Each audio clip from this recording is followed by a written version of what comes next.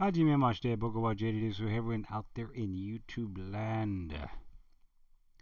This video is going to be kind of simple, kind of basic, kind of straightforward. This is just the tools. I would say these are the tools I've got laid out. These are not a majority, but these are the tools that are always in my go bag when I'm going to a trouble call or install. And my go bag is just a little black bag. It's got other stuff in it, but these are the primary ones that I would say you should always have on hand. First and foremost, you'll need a toner. This is the wand, and you'll need the generator. You saw it, if you paid attention, you saw it in the go bag. That's for telephone. For this like my channel is going to be not really focusing, but talking about addressing primarily communications. So that includes, data lines, telephone lines, networking, things like that. So it doesn't matter what you're working on, and even electricity, as long as you don't have, as long as you have the circuit down and there's no power, you can use this. You can use a toner for a lot of stuff. Alright, so toner. That's the first one I'm going to say always have. It doesn't have to be a Fluke. I'm a fan of Fluke. I'm a fan of a lot of stuff, but Fluke is something I enjoy. Alright, so the second one, I know it's like, the toner set's $80, right?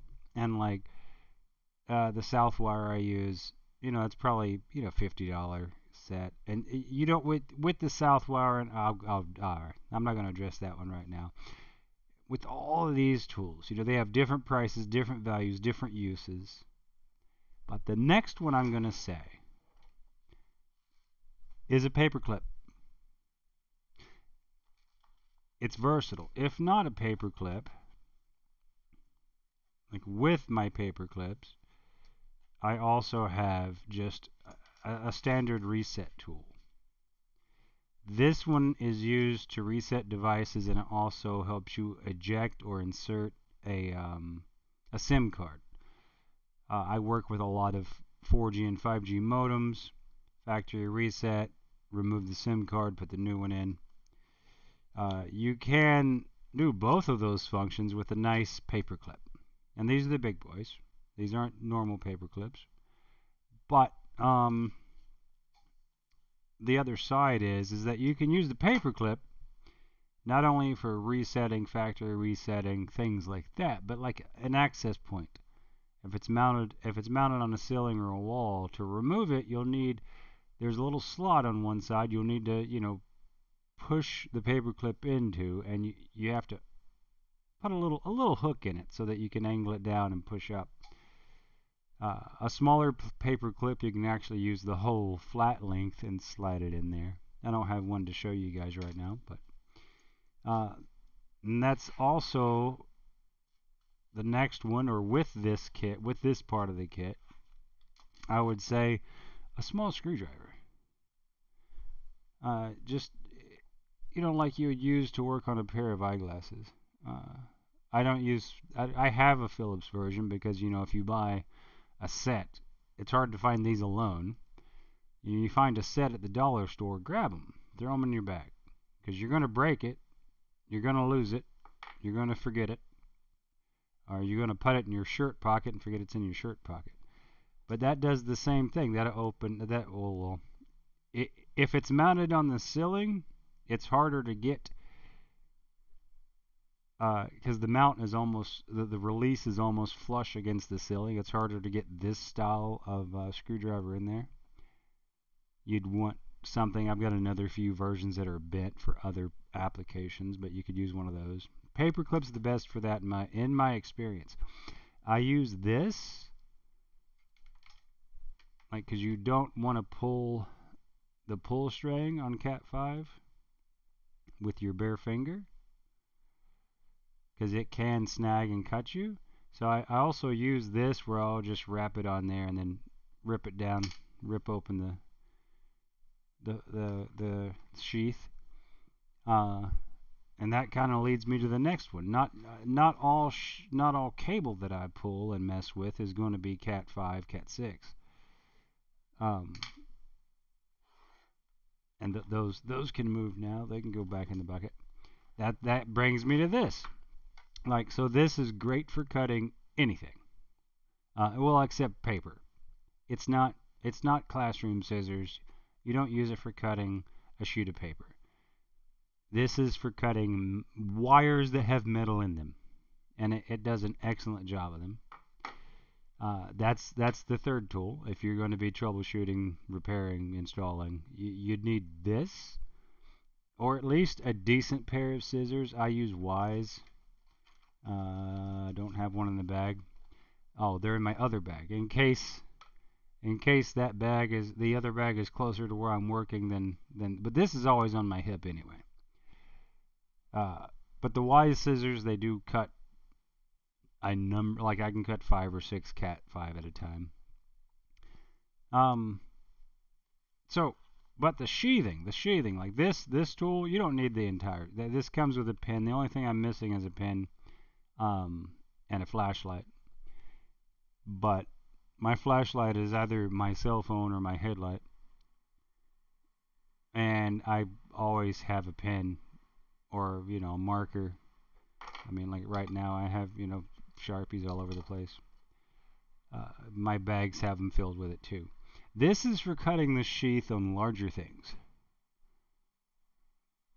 The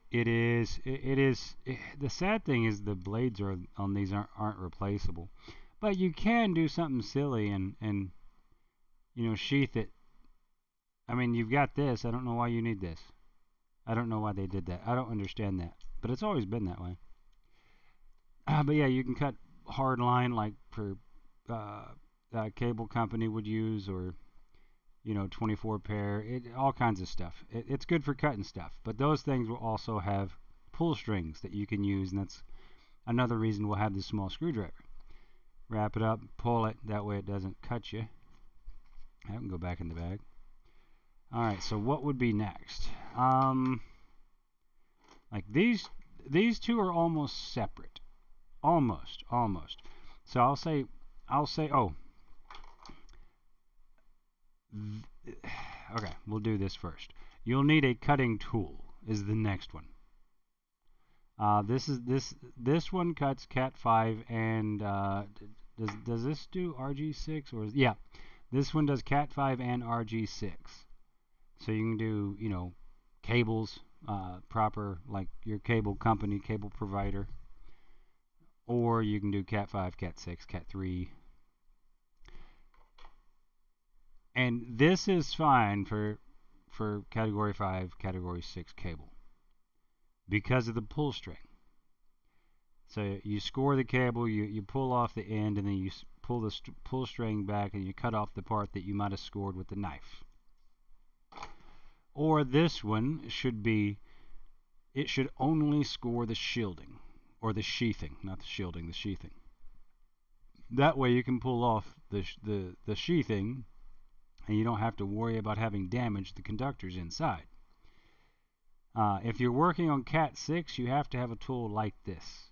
I have another version that is specifically for Cat 6, not Cat 6, RG6. RG6 is what I meant. Yeah, this is for RG6 and 11, and this one is for RG6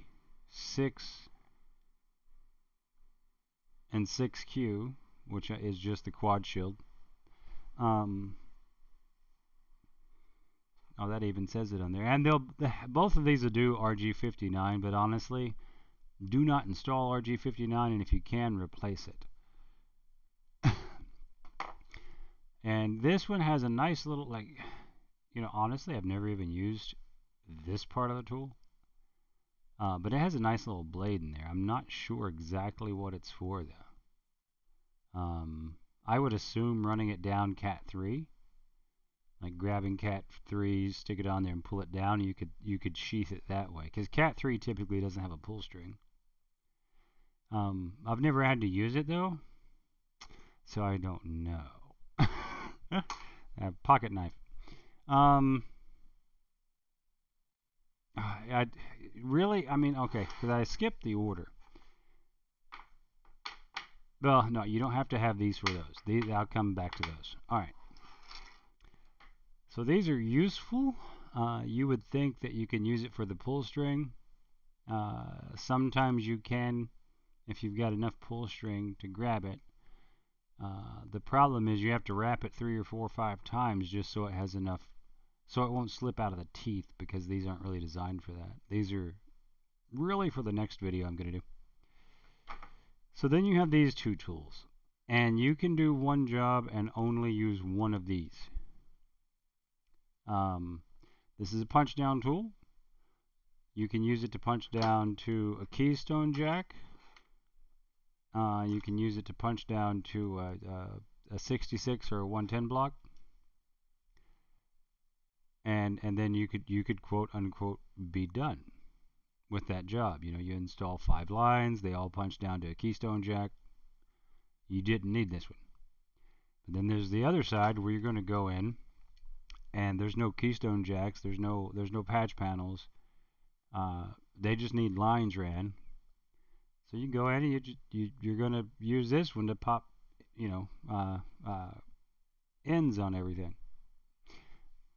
So it's either or both. That's the whole thing. Now let's go to the tape. So like on an install, I would recommend both of these. This is masking tape.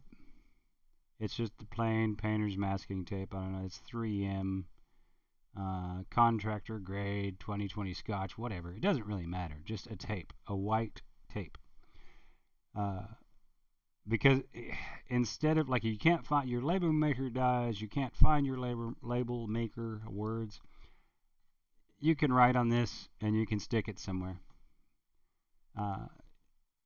You can also, you know, use this as a marker.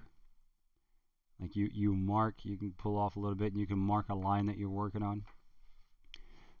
Like, say if you're going to lunch, you want to know exactly where you left off. You can tape it. You don't want to waste zip ties because the zip ties won't stay in place. You can tape up the ones you've already worked on and put them on the side and go to lunch. A lot of uses just for a little masking tape. I'll always have some. Electrical tape. Yeah, you're not gonna be messing with electricity. Why do you need electrical tape? Well, there's a super simple reason. You have a fish stick, a glow stick, fish tape, a pull string, whatever you want to call it. You're going to need a way to attach, you know, one or more cables to something else and pull it through. Well, the best way to attach it is to tape it together. I installed 22 Cat 6 drops over the weekend, and I didn't even use a whole roll of tape. It doesn't take a lot, but it makes your life easier, especially with any planning. It makes your life so much easier. Alright, well, in the next video, or in possibly a short video, I'm going to be covering, see if you can't even see that, covering the reason why these tools are out. You notice it has a little gappy gap. So these are red dots. You can't see them in the bag probably. See if we can see a green dot. They're in a bag too, of course. We're going to be talking about red dots and green dots, when to use them, when not to use them. There's a green dot. I'll get a red dot out. And these are, you know, they're filled with grease to waterproof stuff. Red dots have multiple sizes. This is basic. What do they call it? I don't know. It's a 3-way. You can put 3 lines in this one. Green dots will typically only be 2 lines. This one is a custom one I bought. Yeah, this one has 3.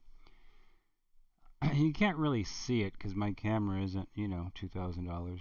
But you can put three lines in it, but two lines just go into the red dot, and the third line is actually a pass through. Like you can pass it through. Multiple uses for that, but that'll be covered in the next video and or short, whatever I decide to do with it. Well, if you've been with me this long, and when I can't speak, good afternoon, good evening, and good night. Don't forget to subscribe and like. Bye now.